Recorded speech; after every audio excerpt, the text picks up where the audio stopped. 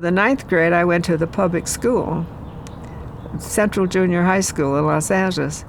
But a redheaded boy with freckles brought me a big chocolate Valentine, and my parents got panicky. And then Flintridge opened. That was the answer.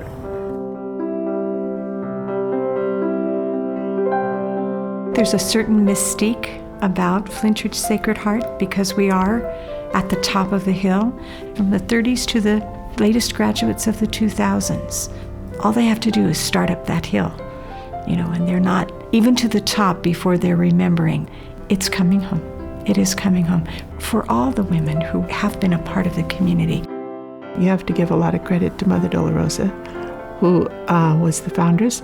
Well, of course, the bishop went to Mother Dolorosa and he talked to her about this place on top of the hill. The price of the hotel was $150,000. That was the land, the buildings, and everything inside. Everybody was nervous about money. And where are we going to get $150,000? But this was a great woman of faith. This woman had foresight, strength. She had a vision of what it might be. It was her leadership and her vision and her courage that really made it a convent and a school. We are who we are today because she had the courage to do what she did. I think when Mother and the other two sisters went up that hill with their Blessed Mother and $5 bill, it was a huge risk, huge. But it is holy ground there. The place itself is going to do something, I think. The people who have been there have left their goodness and their holiness there.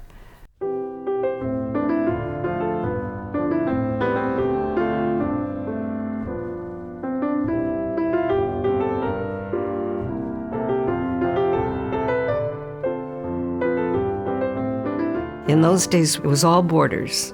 And when we got into the school, I was as nervous as anything because I had never been away from home, really. And they introduced me to this sister, Sister Frances. She was a no-nonsense, but she had a heart of gold.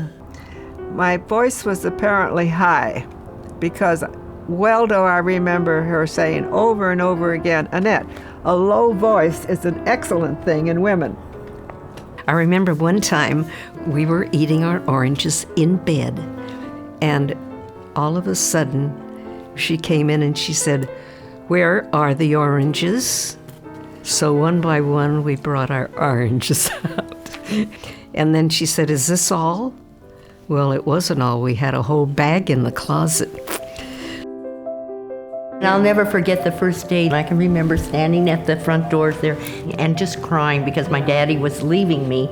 And all of a sudden an arm came around me and hugged me and said, "Oh, honey, you'll be okay. You're going to love it here." Sister Letitia. Yes. And she was our friend. Of course, the academics were what my parents were looking for. I thrived on the total situation here. Oftentimes we'd go to Mass in the morning and then have school. And then we would have an hour plus of sports activities. I remember I was catcher on the baseball team. The gym uniform was the one I remember the most. It was burgundy, and we hated them. These awful shorts, you could rest your knee in the crotch.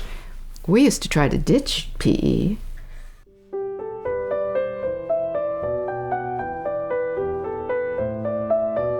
We had a wonderful time up here. And it was during World War II when we first started Gloria and I in the 7th grade. It was 1942. And it was a very secure place to be. During those years, we had to have darkened curtains. I don't think ever had horse meat, but we had meat rationing. Rabbits did appear on our menu. Oh, rabbit became a part of our menu, yeah. Our best days, I think, were the days when the singers all got to go to Glee Club and the rest of us played volleyball or basketball, depending on the season. I think for all of us who were at Flintridge at that time, Sister Benigna was certainly the prime figure. You could stand in one place for 10 minutes and she would probably appear. Sister Benigna could teach anything. She taught chemistry, she taught English, history. She was principal. She was a senior class rep. She was a journalism teacher. She was chemistry teacher. Incredible woman. Well, I think she shaped all of us into what we are today. Mother Dolorosa, of course, supervised, surveyed everything. And then Mother Dolorosa was such a holy woman that everybody really loved her. Sister Thomasina was the businesswoman and got things done. Sister Dolorosa had a wonderful little bell, that she would ring, and we would have to stand for prayer, ring the bell, sit down, ring the bell, stand up and leave.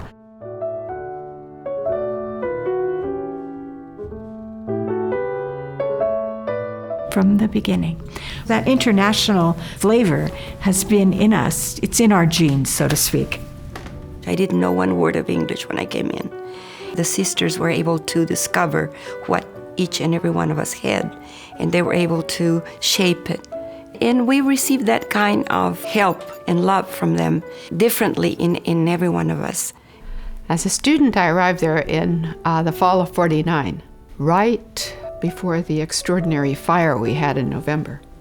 We were sitting in a geometry class, and all of a sudden we saw smoke, and 10 minutes later, that fire was coming up on two sides, and then by noon, we were being evacuated. Later, Mother Dolorosa met us at the front door there with a candelabra, because of course all the electricity was out, and then Sister Benigna came around with trays of ice cream because the freezer was off. We loved it, we loved it. Well, we were known. Now, this is not laughable. This is a serious thing. We named ourselves the Date Bates of 48. Now, that's not funny. That's nice. You're not laughing. You had to bring that. And this thing that's not funny is none of us had ever had a date. Well, how could we have a date up here? There was nobody around but the gardener. Well, we got excited when we had 40 hours devotion, and they brought up some altar boys. Well, we didn't used to read under the covers. What we used to do is go into the closet after we got put to bed and play cards or talk. We used to iron the tortillas with the iron, to warm them up. That was the way to do it. Perfume fights. I have not been able to be around taboo perfume scent. Going down the hill was an experience, and we had to have heels, gloves on, because we were Flintridge girls.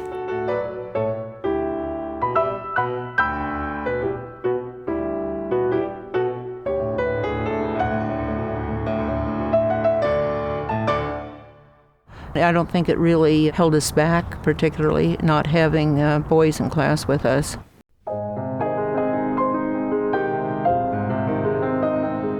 We could dance, and we could play records, and play the piano and sing. We looked forward to the prom every year. Well, I remember Sister Dolorosa telling us that we should always have our rosary with us. And if anybody got fresh, you put the rosary down on the seat. And you said, "I am a child of Mary, touch me not." And we're all sitting there like...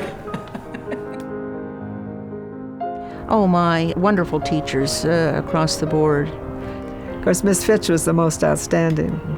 One day, I was reciting, and I told Miss Fitch, "I know I'm really blushing a lot." And she said, "But Annette, there are hundreds of women who would love to be able to blush. And besides, it's so good for the complexion." With her red wig, and her little feet did not touch the ground. She was fabled to have sat on Lincoln's knee when she was an infant. She was a marvelous teacher. We did a Shakespearean play every year.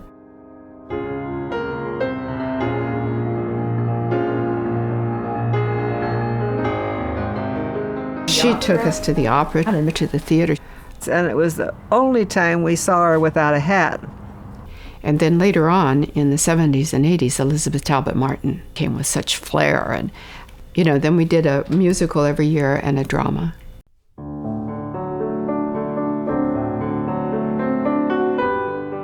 The girls came down from the tryouts. "Sister, Miss Talbot Martin wants you to be the Mother Abbess." Well, I was dumbfounded. And I made it. I did it somehow. And 10 years later, I did it again.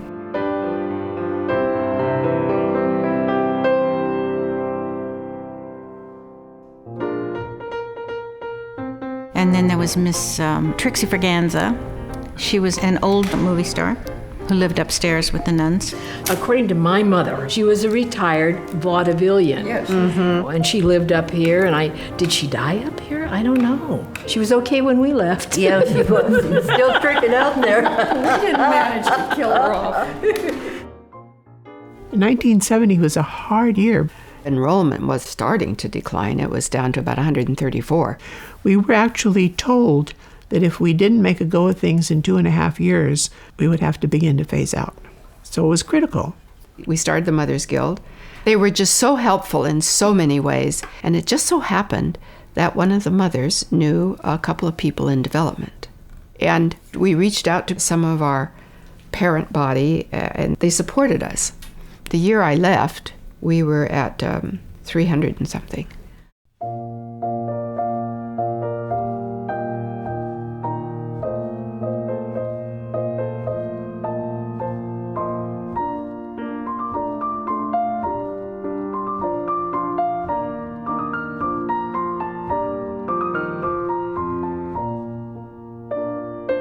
I remember my father was in the service during World War II. He came up here once. He was here in uniform. When he was giving us a hug, my sister and I, the nuns were crying, and I thought, what's the matter with them? You know, and then of course he left and we never did see him again. One girl came to me and said, you know, sister, you've provided us with a giant safety net. You've made it safe enough for us to make mistakes and not fall through, but to learn from them. And I thought to myself, that says so much about the kind of education we're trying to give them so that they can take their place in this world. And as wife and mother, career, whatever it is. Just walking down these hallways and the memories knowing that my father walked down the hallway, my mother walked down the hallway, that these are all memories. And when we say this is filled with ghosts, it's the happy ghosts in our families that are no longer with us, but were with us at the time we were up here.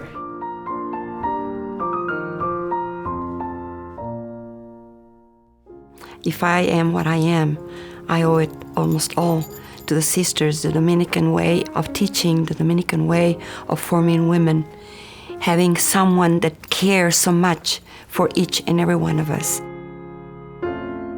For our time frame, we had a very, very good quality education.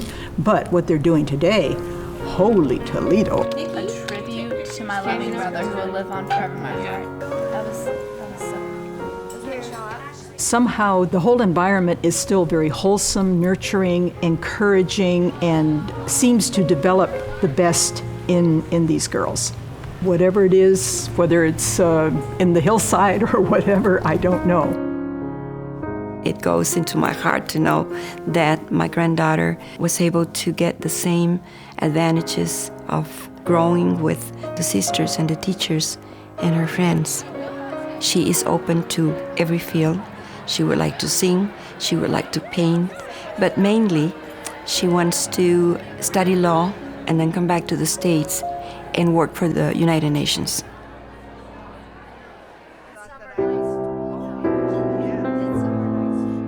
The anniversary year has been such a great opportunity to gather the community.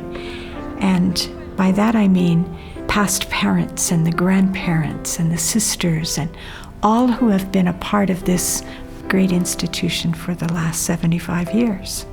Things are changing, but in the midst of change, there are certain values or tenets of belief that don't change. And I think that's what we're discovering in this 75th anniversary.